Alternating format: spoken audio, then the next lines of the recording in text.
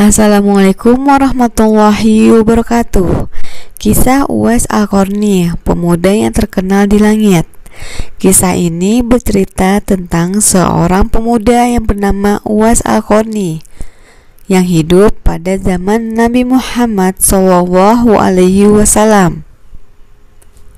Uwais hanyalah pemuda miskin yang hidup di pinggiran daerah Yaman. Uwais hidup berdua dengan sang ibu setelah ayahnya meninggal.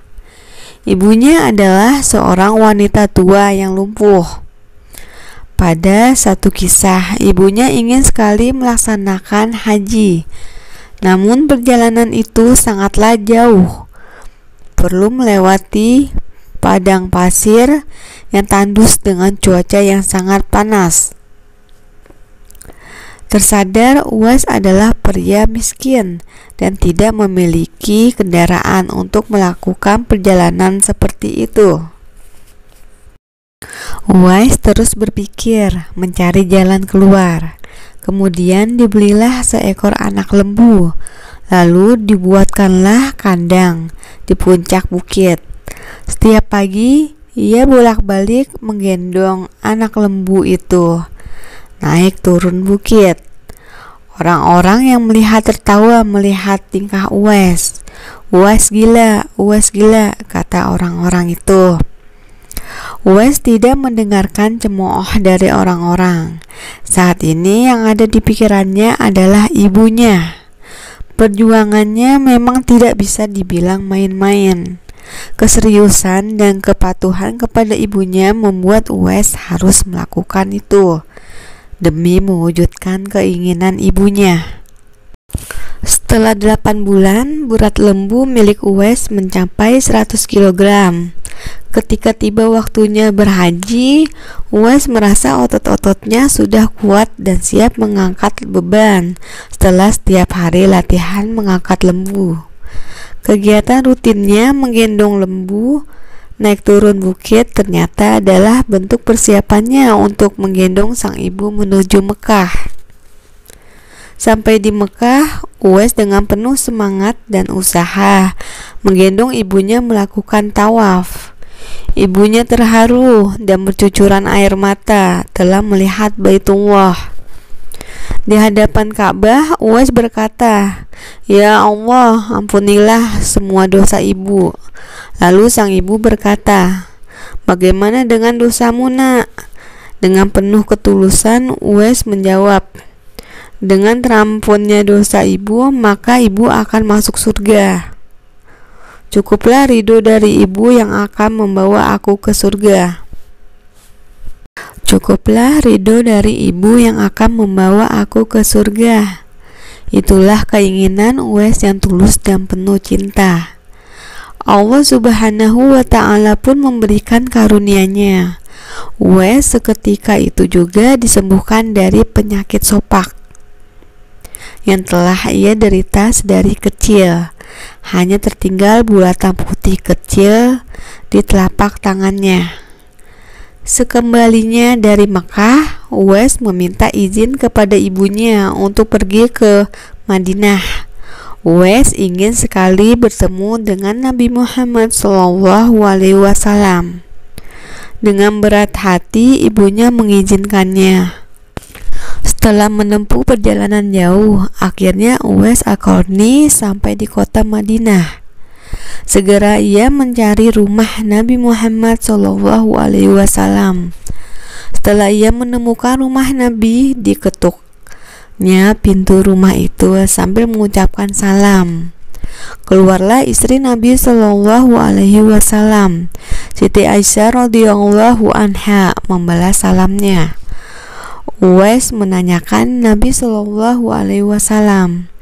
Namun ternyata Nabi tidak berada di rumahnya. Beliau sedang berada di medan perang.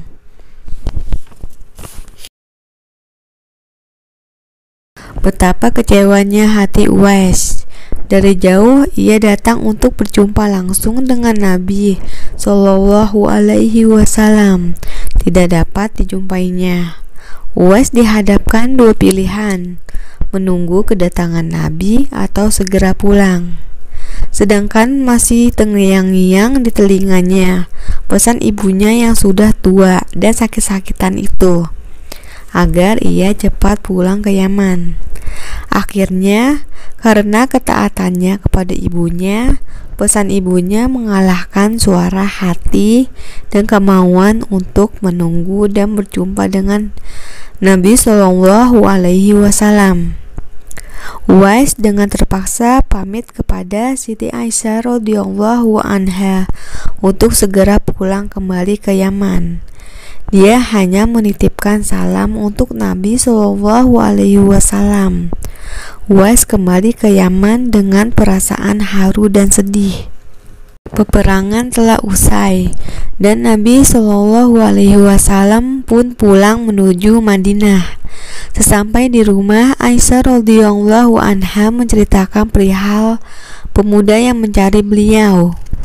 Nabi mengatakan bahwa Uwais Al-Qarni anak yang taat kepada ibunya. Karena ketaatan kepada ibunya, Uwais terkenal di langit. Seperti tersebut dalam hadis Sahih Muslim Syarh An-Nawawi, dikatakan bahwa sebaik-baik tabi'i adalah Uwais Al-Qarni. Saat Nabi Muhammad SAW berbincang-bincang dengan Umar bin Khattab dan Ali bin Abi Thalib, beliau menceritakan tentang sosok Uwais. Apabila kalian bertemu dengan Uwais, mintalah doa dan istighfar kepadanya. Dia adalah penghuni langit.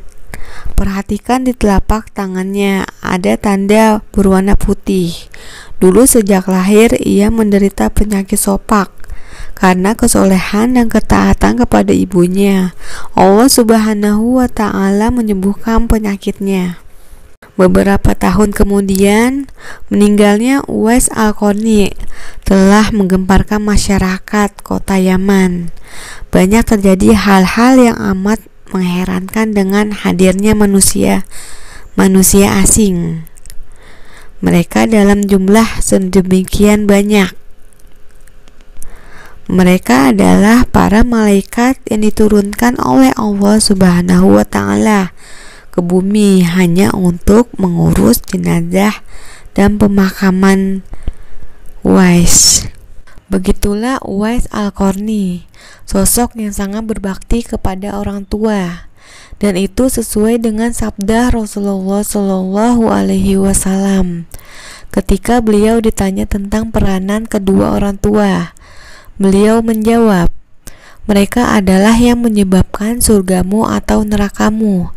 Hadis riwayat Ibnu Majah. Untuk itu, sebagai seorang anak tidak ada salahnya untuk berbakti kepada orang tua. Jangan pernah memperlakukan mereka buruk.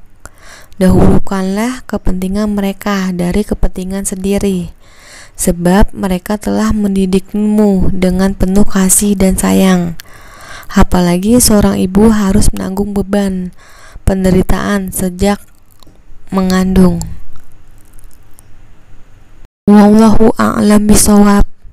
Jangan lupa klik subscribe, like, comment, and share, karena sebaik-baik manusia adalah yang paling bermanfaat bagi manusia. Hadis riwayat Ahmad.